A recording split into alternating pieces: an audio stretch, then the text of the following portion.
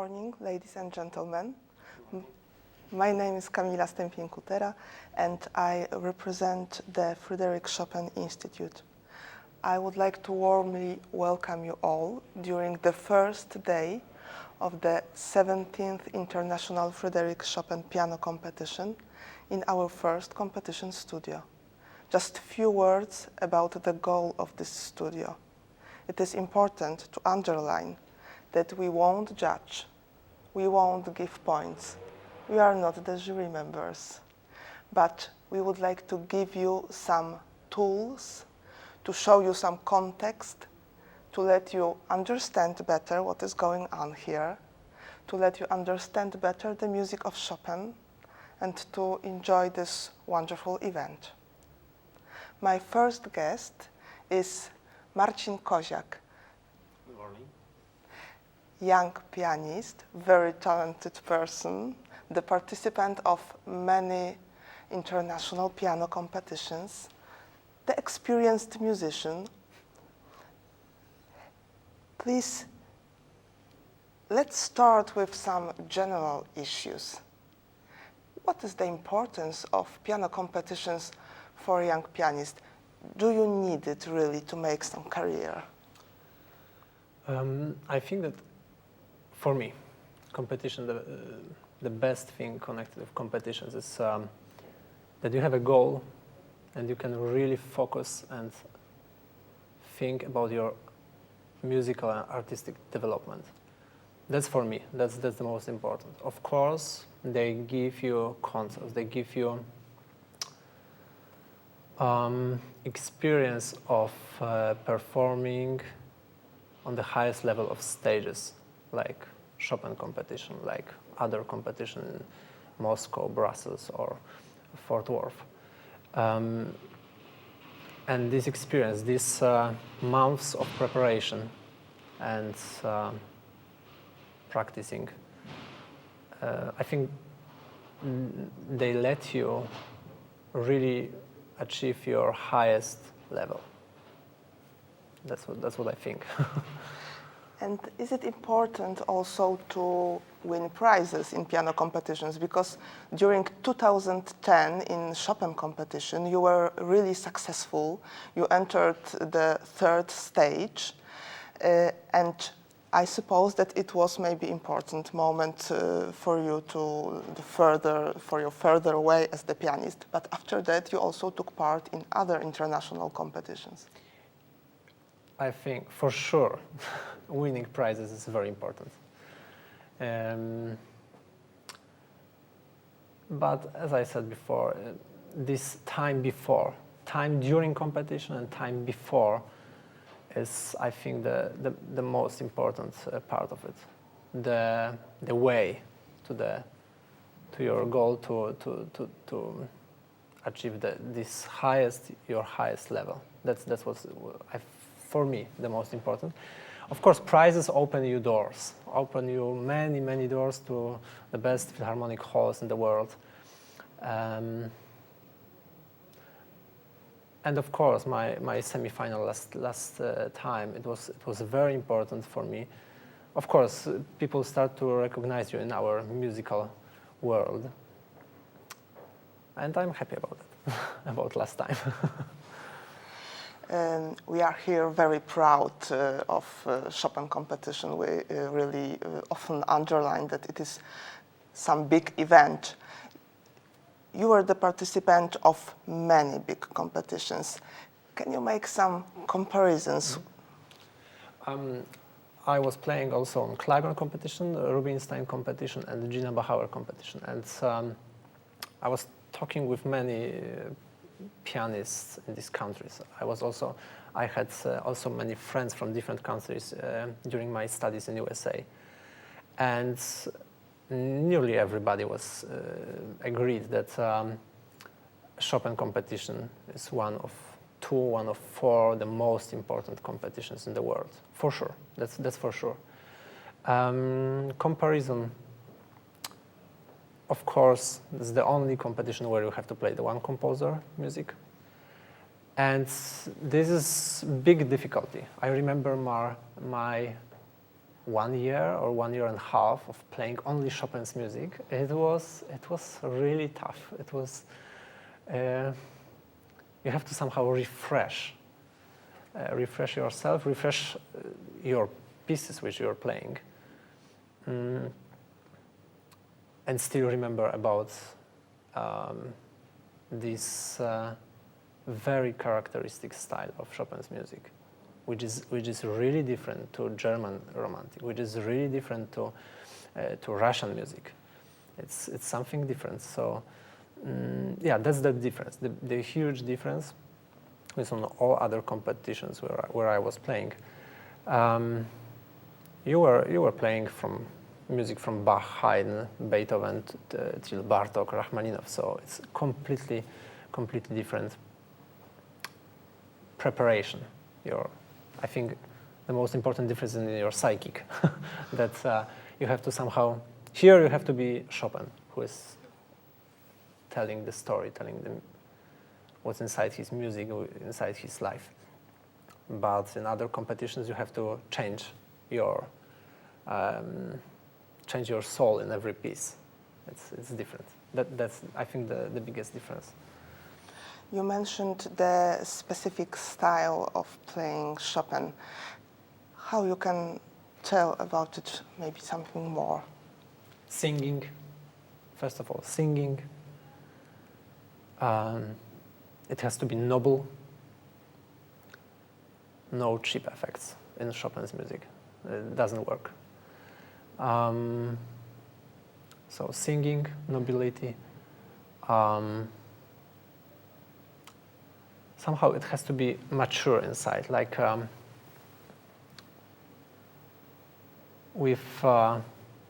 it's deep. So somehow every artist who is playing Chopin has to find in himself or herself this depth. And then maybe he will share the truth and beauty of this music. And what is the importance of the specific piano to play Chopin well? Because maybe not everybody is conscious that before the competition, participants are choosing the best piano for them. Here we have the 4 different brands, Stanway, Yamaha, Kawai, and Fazioli. And it is rather very important choice, I suppose. Yes, of course. But I think I cannot say why everybody is choosing this or this piano. I think everybody has his own way how to spend these 15 minutes with these pianos. Some of pianists, they are looking for the most similar piano to the piano which they are using every day. Some of them, they are looking for the most beautiful sound, especially, I think, in the Chopin competition. Different ways. So it's like some of them, for sure, thinking about repertoire, which piano will match their repertoire. I think it's a bigger difference in other competitions where you have broad repertoire.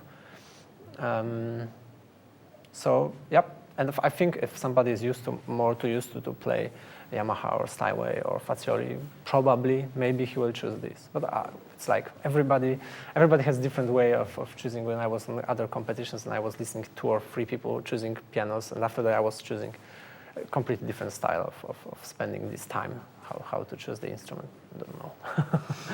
And how does look the process of choosing? I am very curious. Do you have many times to try the pianos, or you have just a few minutes to decide?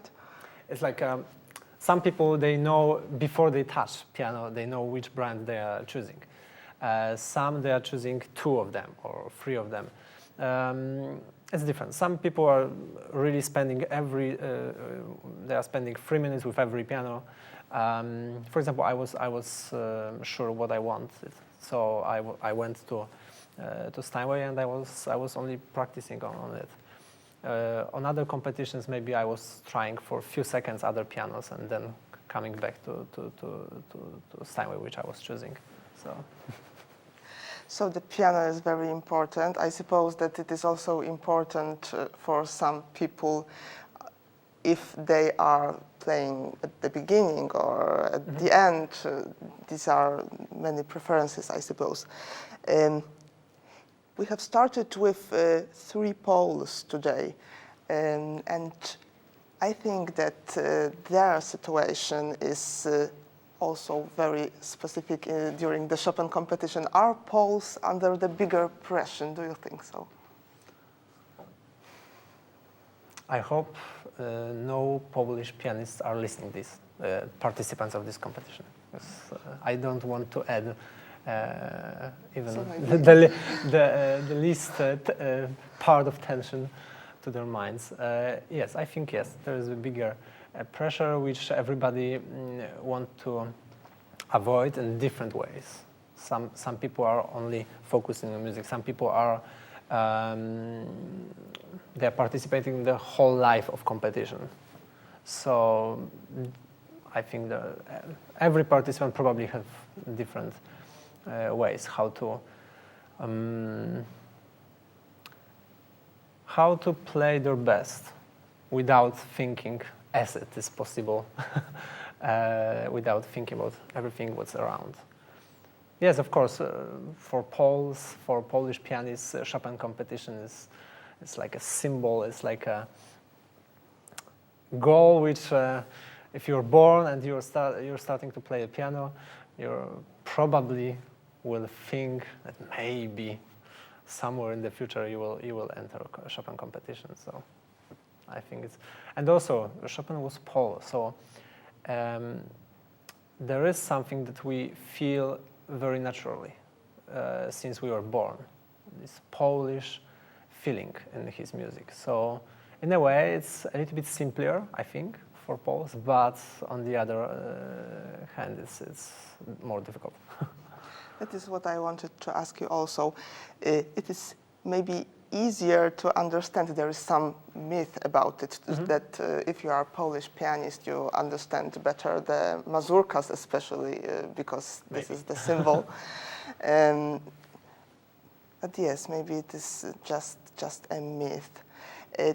You were studied not only in Poland, but also in USA.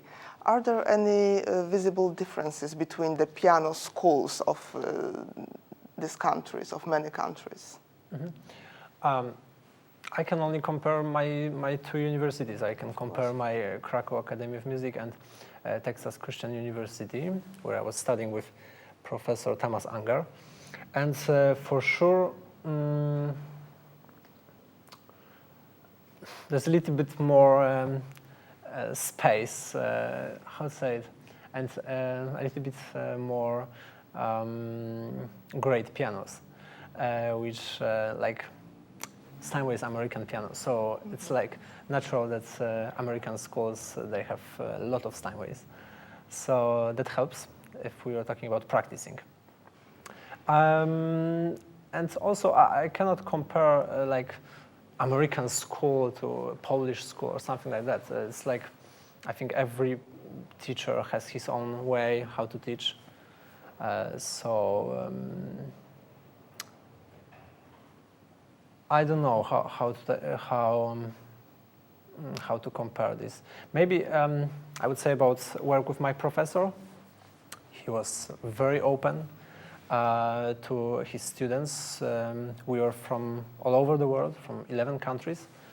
And he was like full of respect of our experience, which we took from our countries. But also he was like giving us his best, how to develop things which we were not cautious about. So for example, if I was Pole, so I was probably good in Chopin or Szymanowski music, and we were working mostly on classic and impressionism or other composers, but still we were working also on Chopin. So I don't know how to compare it with Polish schools. Maybe in Poland we really think a lot about Chopin. It's not like that in all over the world. We really play Chopin since we are in primary school, and it's I think the balance between how much Chopin's music we are playing and the rest of the world, this balance is different. Yeah. There is more and more interest in Chopin in Asian countries. And there are also some myths about the style of playing Chopin by Chinese pianists or Japanese pianists. Did you observe some differences between these countries? Yes. And it's not only with performing Chopin's music. I think it's with performing in general. So we can see like characteristics of nations, but still we have to remember that every person is different. Of course. But yes, I can say Chinese pianists are very hardworking. I think Koreans are the closest to European soul and feeling. I would risk this comparison. And Japanese are introvert in their playing and in their even listening music. So when you're playing concert in Japan, before first note you have such a silence that's it's incredible. It's great. Of course, these are just some general remarks, but it is very much interesting to be aware. But it's like with all nations and the characteristics of nations. Yes, Slavic people are more emotional. Germans are more reasonable, and these things are, yes, they are. These characteristics are in nations. So sometimes they help. Sometimes you have to develop some part of your nature which you were not aware. That's it. But everybody can, with different ways, artistic ways, they can achieve the top. So. And we can hear it also from the stage, this differences, this individualities. It's always fascinating for me. I'm sure that your teachers, you were talking about it, influenced your style, your artistic personality very much. But did you have any other masters and inspirations? Because when I was talking with members of the jury during the interviews before the competition, it struck me that every one of them mentioned, for example, Artur Rubinstein, that it was the important model, ideal of playing Chopin. Did you have also some masters? But of Chopin music or in general? In general. In general. For sure, Christian Zimmermann, for sure, Grigory Sokolov, for sure, Radulupu. And if we are talking about Chopin music, Artur Rubinstein. This pianist, yes, always inspiration. Chopin music, mainly I would say, yes, Rubinstein, Zimmermann, and of course Chopin competition prize winners. But if we are talking about wider repertoire, also Grigory Sokolov, Radulupu. These are my favorite. What is so important, specific, for example, in Rubinstein or Zimmermann, what you adore? For sure, touch, singing, that you feel, you cannot, how to say, analyze it, but you can feel it's natural. It's natural. Of course, we are working how they are doing it, and we try to analyze. But when everybody is listening, it's like, that's it. That's Chopin's music. So I think their performances will be always inspiration for pianists. And here we have also among the jury members some big names. Today, when the day started and the jury was introduced, I really felt touched by this, that there are so big pianists who are going to judge these young participants. I think that it's also the kind of pressure that so important people are listening to you. The best not to think about that. The best way how to perform, I think, in this competition is you have two ways only: not to think about that, or think that they are the most the kindest public, the most open public. So only these two ways, no other ways, I think. The second thought is interesting, I think, because really sometimes young pianists are afraid of the jury and they are thinking that it is better to forget about them. But to think about them as the kind public, as the understanding public. Open public, for sure, open. And especially if we are talking about judges, like here, that the majority of judges here are concert pianists.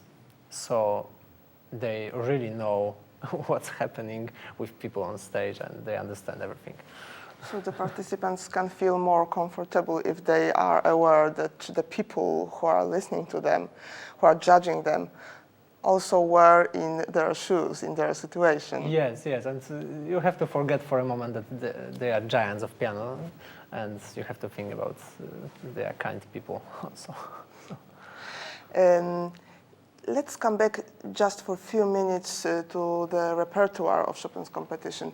There is an important change in competition's rules that instead of sonata cycle, you can play the cycle of preludes. Do you think it is a good idea? It is you can compare the sonata and preludes?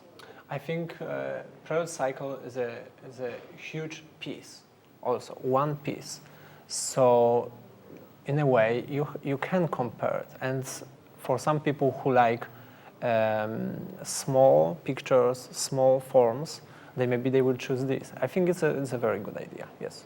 Because we all know that Chopin was writing music, how to say, the pieces are short, pieces are not a huge forms, not a huge, not a large architecture, like in some other composers. So if we would look for big pieces, huge pieces, you will really find sonatas and preludes. Because, of course, fantasy F minor, Polonaise fantasy, or ballads, scherzos, they are also big and they are deep pieces. So they are like, inside they are large, they are big. But if we are talking about huge cycles, yes, sonatas and preludes, so I think it's a very good choice. Some pianists are thinking that the preludes are even the bigger challenge than sonata. Maybe for somebody, you know, if somebody likes small things, Briand style, maybe he will prefer preludes, and sonata would be more difficult form for him. So I think it depends.